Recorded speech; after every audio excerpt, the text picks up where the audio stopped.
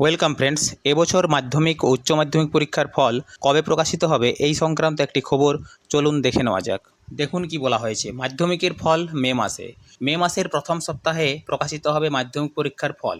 মধ্যশিক্ষা পর্ষদ সূত্রে বৃহস্পতিবার এমনটাই জানা গেছে।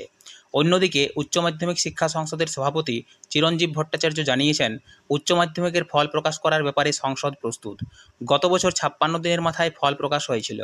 এবছর সরকার অনুমোদন দিলে তার আগেই তারা ফল প্রকাশ করতে পারবেন। লোকসভা ভোট শুরু হচ্ছে, তাই ফল প্রকাশ নিয়ে স্কুল শিক্ষা দপ্তরের কাছে জানতে চাওয়া হয়েছে।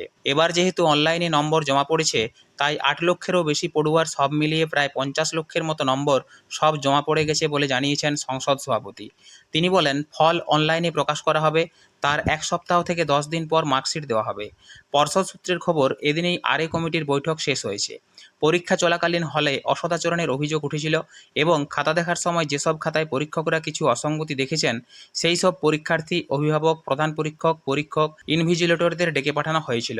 কিছু জনের পরীক্ষা বাতিল হতে পারে বলেও জানা গেছে। স্ক্রুটিনি এবং চূড়ান্ত ভেরিফিকেশনের কাজ চলছে। পর্ষদ সভাপতি রামানুজ গাঙ্গুলি জানান, শেষ পর্যায়ের কাজ চলছে। পরীক্ষা শেষের 90 দিনের মধ্যেই ফল প্রকাশিত হবে। সেই সময়সীমা শেষ হচ্ছে 12ই মে। ফ্রেন্ডস, এই খবরটি আমি আপনাদের সাথে শেয়ার করলাম। ধন্যবাদ।